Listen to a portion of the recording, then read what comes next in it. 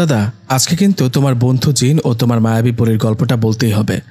আদরের নাতি ও নাতনির মুখে কথাটা শুনে হোসাইন দাদা বললেন, ঠিক আছে, তোমরা যখন এত করে শুনতে চাও তাহলে বসো, আসো আমার পাশে এসে বসো। এই বলে হোসাইন দাদা বলতে শুরু করলেন। হোসাইন দাদা বললেন, শোনো, আমার বয়স 7 কি 8 বছর। তখন আমার বাবা আমাকে একটা হাফেজিয়া মাদ্রাসায় রেখে আসেন। আমার বাবা মসজিদের ইমাম হওয়ায় ছোট থেকে আমার শিক্ষা দীক্ষা ছিল ইসলামিকভাবে। বাবা আমাকে শেখাতো কোনটা ভালো কোনটা মন্দ। আমাকে অনেক দূরের একটা মাদ্রাসায় রেখে আসা হয়। আমিও মাদ্রাসায় থাকতে শুরু হয় আমার ইসলামিক শিক্ষা। মাদ্রাসায় ভর্তি হবার কিছুদিনের মধ্যেই আমার বেশ কয়েকজনের সাথে বন্ধুত্ব হয়ে যায়। আমরা পড়াশোনার পাশাপাশি খেলাধুলা ও মাদ্রাসায় আশপাশটা বেশ সুন্দর হওয়ায় মাঝে মধ্যে করতাম। এভাবে চলতে থাকে আমার সময়। একদিন মাদ্রাসায় একটা নতুন ছেলে আসে। ছেলেটার নাম মোহাম্মদ সিরাজ। ছেলেটা আমাদের সাথে পড়তো। আমাদের ক্লাস শেষে বিকেলে যখন সবাই খেলাধুলা করতাম তখন দেখতাম ছেলেটা চুপ করে বসে আমাদের খেলা দেখছে। এভাবে 1 দিন 2 দিন 3 দিন চলে যাবার পর একদিন আমি সিরাজের কাছে যাই। সবাই তখন খেলা করছিল। আমি সিরাজের কাছে গিয়ে বলি, আসসালামু আলাইকুম, তোমার নাম কি সিরাজ?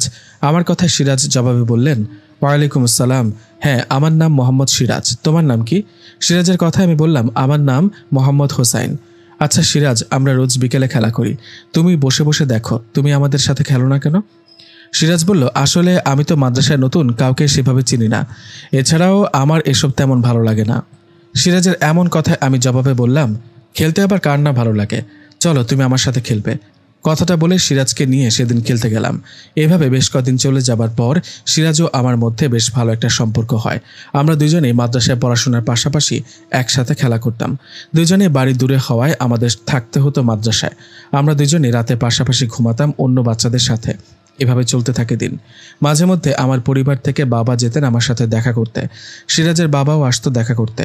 এভাবে কেটে যায় আরও 10টা বছর। এই 10 বছরে সবকিছু নর্মালি ছিল।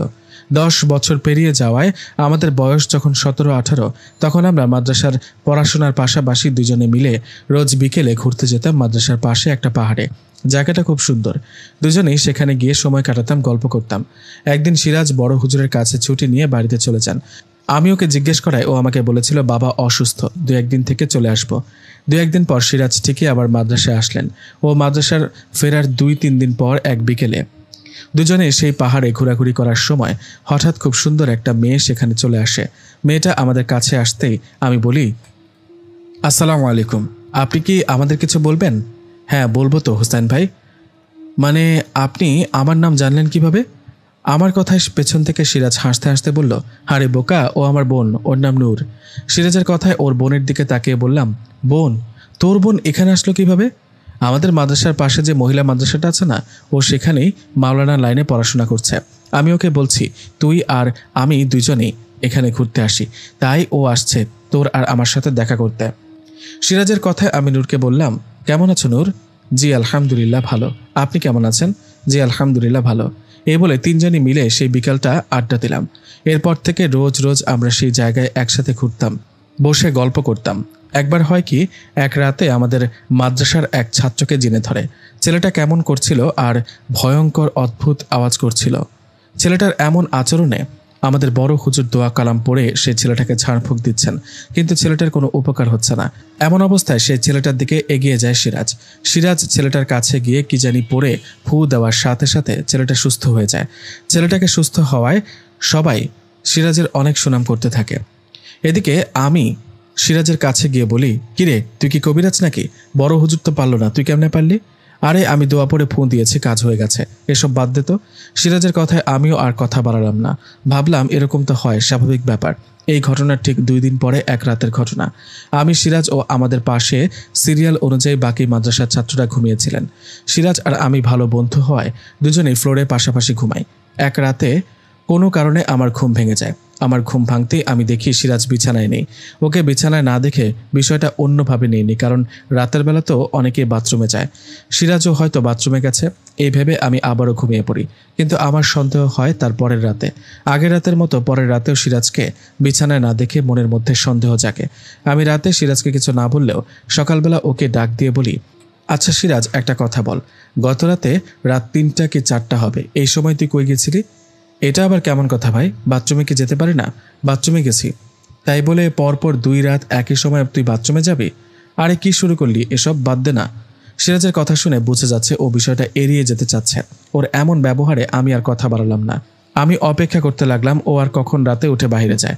যাই হোক, এভাবে পড়াশোনা ও বিকেলবেলা সেই পাহাড়ে আড্ডা দেয়া এভাবেই কেটে গেল 3টা দিন। 3 দিন পর এক রাতে আমি ও সিরাজ ঘুমিয়েছিলাম। সে রাতে সিরাজ উঠে বাইরে যাওয়ার সময় আমি টের পেয়ে যাই। ওর উঠে যাওয়ার আওয়াজে বুঝতে পারি সিরাজ উঠে যাওয়ার সময় আমি উঠে ওর পিছু নেই। আমি সিরাজের পিছু নিয়ে দেখি ও বাথরুমে না। সিরাজ উঠে সোজা চলে গেল আমাদের মাদ্রাসার পিছনে একটা কাঁঠাল গাছের নিচে। আমি দূর থেকে লুকিয়ে দেখছি সেখানে সিরাজের পাশে সাদা জুব্বা পরা 7 কি 8 ফুট হবে এরকম একটা অবয়ব দাঁড়িয়ে আছে। আমি ওই সাদা জুব্বা পরা অবয়বটার মুখটা দেখতে পাচ্ছিলাম না, কারণ ওনার মুখটা ঢাকা ছিল। আমি আরও খেয়াল করে দেখলাম সিরাজ ওই অবয়বটার সাথে কথা বলছে। বিষয়টা দেখে আমি বেশ অবাকই হই। সিরাজ যেন বুঝতে না পারে সেজন্য ওর আগে গিয়ে আবারও শুয়ে পড়ি। সেই রাতটা আর ভালো মতো ঘুমাতে পারিনি। মনের মধ্যে শুধু কথা ঘুরপাক খাচ্ছিল। সিরাজ ওইটা কার সাথে দেখা করলো? অবয়বটাকে দেখে তো মনে হলো না ওটা মানুষ, মনে হলো ওটা জিন ভূত জাতীয় কিছু একটা হবে। এসব ভাবতে ভাবতে রাতটা পার হয়ে গেল। পরদিন সকালে আমি সিরাজকে কিছু বললাম না। সকালে মাদ্রাসার ক্লাস ও দুপুরে খাবার পর একটু রেস্ট, তারপর আবার ক্লাস। এভাবে সকাল ও দুপুরটা পার করে বিকেলে ফ্রি সময় আমি সিরাজকে নিয়ে সেই পাহাড়ে যাই যেখানে আমরা দুজন রোজ রোজ ঘুরতে যাই। ওখানে যাবার পর আমি সিরাজকে বলি, সিরাজ শোন, তোকে কিছু বলার আছে, তুই কিন্তু মিথ্যা বল।